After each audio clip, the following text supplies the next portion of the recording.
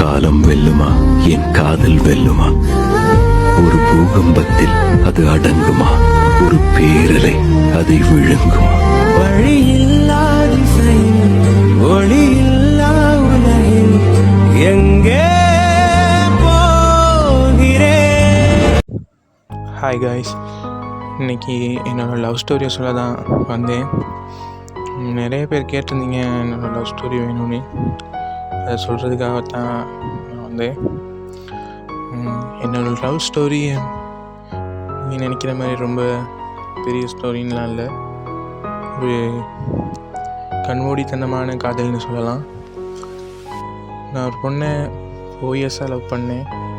One சைடில் 4 years love பண்ணீங்களான்னு கேட்டிங்கன்னா, அந்த பொண்ணுக்கிட்ட நான் பல தடவை சொல்லியிருக்கேன். பட் ஒழுங்கான ரெஸ்பான்ஸ்னு ஒன்று கிடைக்கல.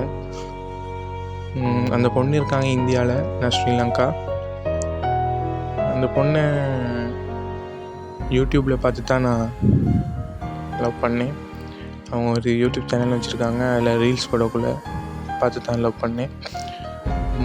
அதுக்கு முன்னாடி அந்த பொண்ணோட வீடியோஸ் பார்க்கப்ப நான் அவங்க வயசை மட்டும் தான் கேட்டிருக்கேன். ஒரு 1 இயர், மேபி 1 இயராக நான் அவங்களோட வயசை கேட்டு தான் லவ் பண்ணேன். ஃபேஸ் பார்க்கலை. அப்புறம் யூடியூப் சேனலில் இன்ஸ்டாகிராம் ஐடி கொடுத்துருந்தாங்க, அதை பார்த்து தான் இவங்க ஃபேஸே நான் பார்த்தது. அந்த 1 இயர் லவ் பண்ண லவ்வை விட அவங்க ஃபேஸை பார்த்த பிறகு எனக்கு இவன் மட்டும்தான், இவன் தான் என் உலகம் அப்படின்னு நான் ஃபிக்ஸ் ஆகிட்டேன். பட் அதுக்கு பிறகு அவங்கள பற்றி தேடி பார்க்கும்போது தான் தெரிஞ்சு அவங்க இருக்கிறது இந்தியாவில் அப்படின்னு. அப்போக்கில் எனக்கு ஒரு ரொம்ப பெயினாக இருந்துச்சு. எப்படி நான் அந்த பொண்ணை போயிட்டு பார்த்து என்னோடய லவ்வை சொல்கிறது அப்படின்னு ரொம்ப கஷ்டமாக இருந்துச்சு. இதை எங்கள் அம்மாக்கிட்ட போய் சொன்னதுக்கு எங்கள் அம்மா சொன்னாங்க, இதெல்லாம் இந்த வயசில் வர ஃபீலிங்ஸ், அது சரியாக போயிடும் அப்படின்னு சொன்னாங்க. நானும் சரியாக போயிடும்னு நினச்சிக்கிட்டு பாட்டுக்கு இருந்தேன். பட் அவங்க சொல்லி கொஞ்ச நாளில் அது ஃபீலிங்ஸாக இருந்தால் மறந்துருப்பேன். லைஃப் லாங் அவளை நினச்சி இப்போ வரைக்கும் இருந்திருக்க மாட்டேன். அப்போ தான் புரிஞ்சு நான் அவளை உண்மையாக தான் லவ் பண்ணியிருக்கேன் அப்படின்னு. அது புரிகிறதுக்கே எனக்கு ரொம்ப காலம் ஆயிடுச்சு. அந்த காலத்துங்கள்லாம் வீணடிச்சுட்டு அதுக்கு பிறகு கிடைச்ச அந்த ஒரு சின்ன நேரத்தில் தான் நான் அவளுக்கு என்னோடய காதலை புரிய வைக்கிறதுக்கு முயற்சி பண்ணேன். நான் அவங்களோட சேனலுக்கு கமெண்ட் பண்ணி பல கமெண்ட்க்கு அவங்க ரிப்ளை பண்ணல. ஆனால் ஒரு கமெண்ட்க்கு மட்டும் ரிப்ளை பண்ணியிருந்தாங்க. அவங்க ரிப்ளை பண்ணது எனக்கு ரொம்ப சந்தோஷமாக இருந்தாலும், அவங்க சொன்ன பதில் எனக்கு கொஞ்சம் பெயினாக இருந்துச்சு. அவங்க சொன்ன பதில் என்னென்னா, எனக்கு இப்போ லவ் பண்ணுற ஏஜில் எனக்கு அப்படி ஒரு இன்ட்ரெஸ்ட் இல்லை அப்படின்ற மாதிரி சொல்லிட்டாங்க. பட் எனக்கு அதுக்கு பிறகு அவங்கள டிஸ்டர்ப் பண்ணுறதுக்கு விருப்பம் இல்லை. பட் என்னை பொறுத்த வரைக்கும் முதல்ல வர்றது மட்டும்தான் லவ், பிறகு வர்றது தான் எஃபெக்ட். அது மாதிரி என்னோடய வந்தது மட்டும்தான் லவ்.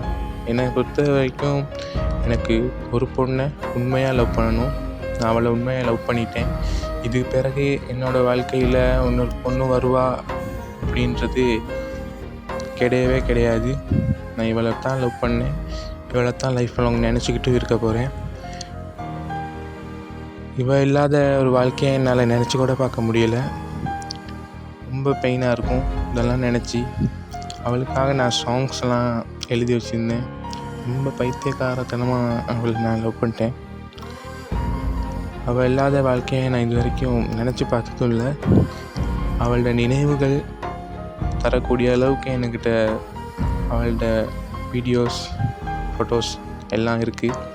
நான் அதை வச்சே இது வரைக்கும் வாழ்ந்து இருக்கேன், இனியும் வாழுவேன். குறிப்பாக சொல்லணுன்னா நான் வாழவும் பழகிட்டேன். இதுக்கு பிறகு அவளை நினச்சி லைஃப் லாங் இருப்பேன். ஆனால் அவளுக்கு என்னோடய லவ் இப்போ புரியும் அப்படின்னு நினச்சே ரொம்ப பெயின்ஃபுல்லாக இருக்குது. அதெல்லாம் நினைக்க கூட என்ன சொல்கிறதுன்னு தெரியலை. இதுக்கு மேலே என்னோடய லவ் ஸ்டோரி டீட்டெயில்ஸாக சொல்லணுன்னா கமெண்ட்டில் டீட்டெயில்ஸாக சொல்லுங்கள் ப்ரோ, புரியலை அப்படின்னு சொல்லிடுங்க. நான் உங்களுக்கு டீட்டெயில்ஸாக என்னோடய லவ் ஸ்டோரியை சொல்கிறேன். Okay guys, thank you for watching.